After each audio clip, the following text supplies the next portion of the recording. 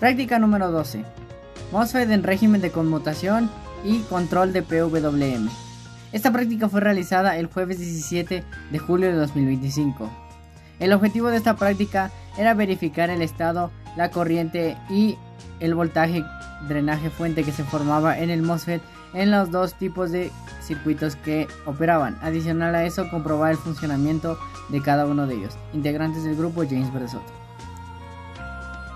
Se realizaron un total de 2 circuitos, precisamente cada uno utilizando un MOSFET, o incluso en el primer circuito 4 MOSFETs del tipo IRF840. En el primer circuito se tenía como objetivo la conexión de un motor al medio junto con un interruptor de 3 posiciones, ya que el objetivo de este circuito era invertir el giro al que estaba posicionado el motor.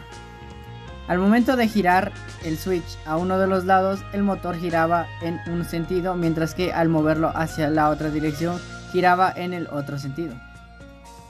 En el segundo circuito tenemos en cambio el sistema de control de una PWM.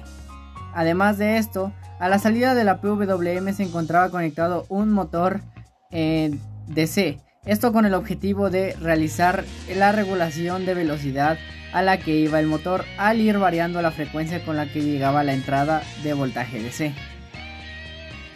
En el análisis de resultados nos pedían tomar precisamente los valores de corriente de drenaje, voltaje de drenaje fuente y la potencia que estaba emitiendo el MOSFET en el momento de funcionamiento.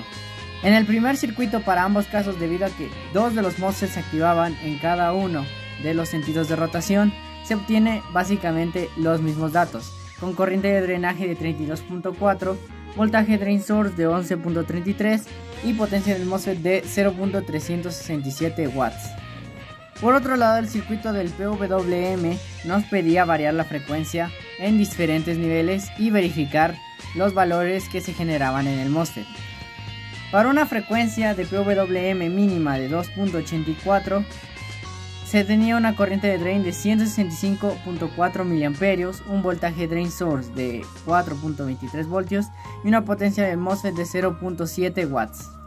Para la segunda frecuencia se tenía 2.01 kHz con una corriente de drain de 78.6 mA, un voltaje drain source de 6.48 y una potencia de MOSFET de 0.5 watts.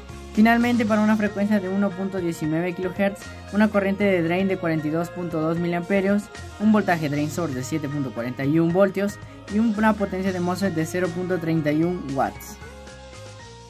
Aquí tenemos la simulación en Proteus de un circuito con PWM para salida de un motor de corriente continua a 12 voltios. Como se puede apreciar, el circuito es bastante similar al que se realizó durante la práctica del laboratorio, con la diferencia de que, utilizando la ecuación de la frecuencia con una frecuencia de 300 Hz, podemos verificar fácilmente los valores tanto de las resistencias R1 como R2 como de los capacitores para obtener una frecuencia similar a la de 300. En nuestro caso, colocamos una resistencia de 330 para R1 y en el potenciómetro, o sea CR2, colocamos una resistencia de 10K máxima que se estableció a un 2.2K que se puede utilizar para nuestro caso de medición. Adicional a eso, los capacitores se establecieron en un valor de 1 microfaradio y cambiamos el MOSFET utilizando ahora un IRF-Z44 para obtener la salida de corriente necesaria para impulsar el motor. En pantalla se estará observando tanto la configuración del circuito como el motor en funcionamiento y la frecuencia a la que se está dibujando la PWM. El control mediante una PWM nos permite variar la frecuencia con la que se encuentra una señal que se convierte en valores de 0 y 1 rápidamente. Esto nos permite generar circuitos que utilicen voltajes y corrientes DC sin necesidad de recurrir a una fuente alterna.